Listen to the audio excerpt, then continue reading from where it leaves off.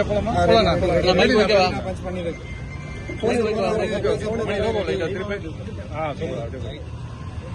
ரெடிண்ணா போலாண்ணா. தமிழகத்தின்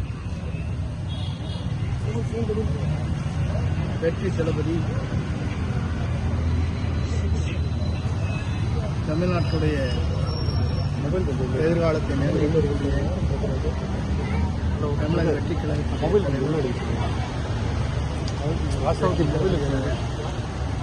மொபைல் கொஞ்சம் பின்னாடி டிஜிபி அவர்களை சந்தித்து இன்று யூடியூப் மூலமாக தரம் தாழ்ந்த வார்த்தைகளை சொல்லி திமுகவின் ஆதரவோடு ஒரு உறுதுணையோடு திரு பொன்ராஜ் அவர்கள் பெண்களை கேவலமாக இழிவுபடுத்தி பேசியிருப்பது பற்றி டிஜிபியிடம்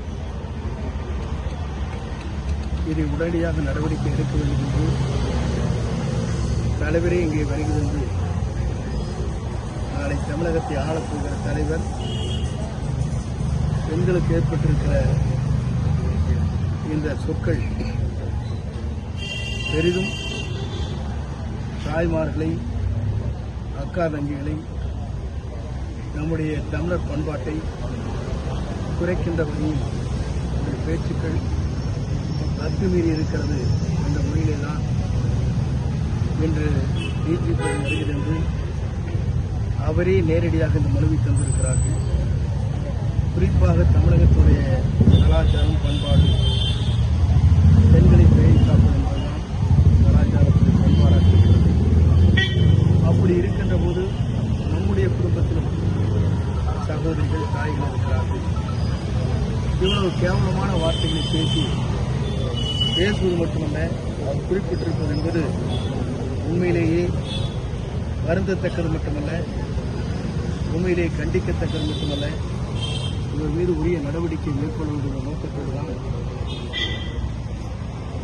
நம்முடைய பெண்கள், தமிழ்நாட்டு பெண்களை இனத்தையே விலைமாதா என்று அர்த்தத்தில் தொலை பேசியிருப்பது உண்மையிலேயே இந்த நாட்டில் இருக்கிற பெண்கள், இந்த நாட்டிலே வாழுகிற அத்தனை பேரும் இழிவுபடுத்துகிற நிலையாகத்தான் இவருடைய பேச்சு இருந்திருக்கிறது.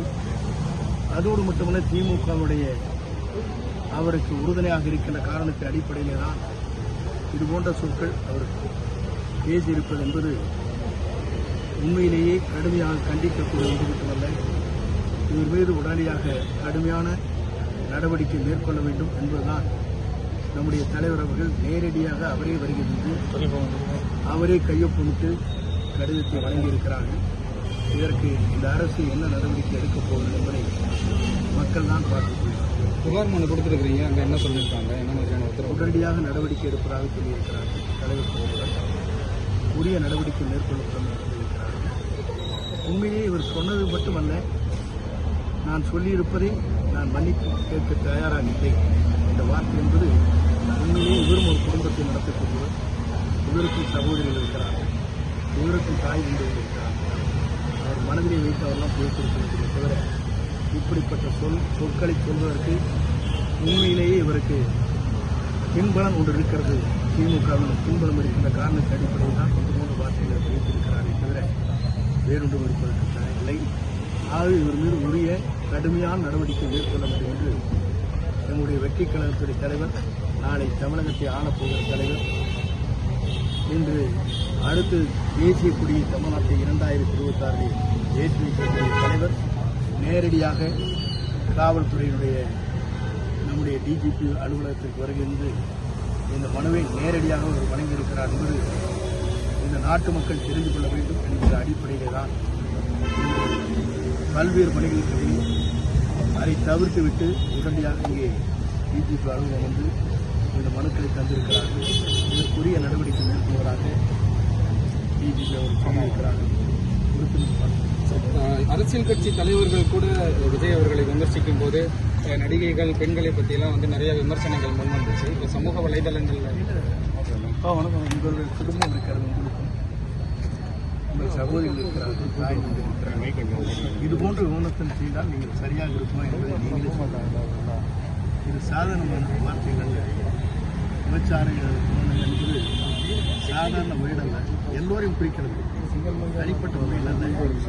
இது தமிழ்நாட்டில் இருக்கிற தாய்மார்கள், தங்கைமார்கள், அக்காக்கள் அனைவருமே குறிக்கின்ற வார்த்தைகளாக இந்த வார்த்தைகள் இருக்கிறது என்ற அடிப்படையில் தான் பல்வேறு பணிகள் இன்றும் இருக்கின்ற போது வழியாக டிஜிபி அலுவலகத்துக்கு வருகிறது இந்த கடிதத்தை தந்திருக்கிறார் என்பது அவருடைய மனவேதனை என்ன இருக்கிறது புரிந்து கொள்ள வேண்டும். சார், அவர் தனிப்பட்ட முறையில் அவர் மேலே மட்டும் கொடுத்துருக்கா சார், இல்லை கட்சியோட தலைவராக இருக்கட்டும், இல்லை மற்ற நிர்வாகிகளாக இருக்கட்டும், தொடர்ந்த மாதிரி விமர்சனம் நடந்துகிட்டே இருக்கு. அதுக்கு விமர்சனங்கிறது வேறு, இன்றைய இவர் சொல்லியிருக்கிற வார்த்தைகள் வேறு. இந்த வார்த்தைக்கும் அதற்கும் நீங்கள் முடித்து போடக்கூடாது. உங்களுக்கும் சகோதரிகள் இருக்கிறார்கள், உங்களுக்கும் தாய் தந்தை இருக்கிறார்கள். இது போன்ற விமர்சனம் செய்வது சரியா என்பதைத்தான் நீங்கள் புரிந்து கொண்டு பத்திரிகை நண்பர்கள் இதை தெளிவுபடுத்த வேண்டும் என்பதுதான் எங்களுடைய நோக்கம். வேறு ஏதேனும் புகார் கொடுக்கப்படவில்லை. இதை பார்த்து அண்ணா கொஞ்சம் அப்படியே பிடிங்கண்ணா.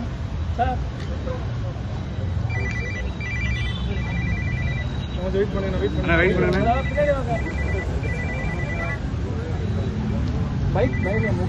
சார் மொபைல தூரம் எடுங்க சார். ஏன் சார் மொபைல் சார் அது கொஞ்சம் பேக்கிங் எடுங்கண்ணா. பின்னாடி வாங்க, நல்லா பின்னாடி வாங்க. கொஞ்சம்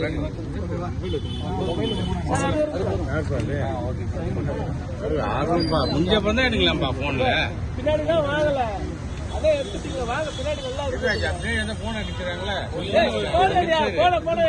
தெரியாதா? போயிடா போற எடுக்கிறத போறாரு.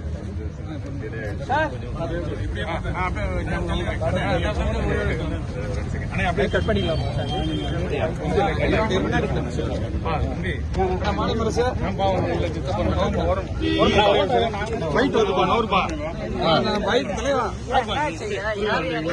எடுத்துக்கிறோம்.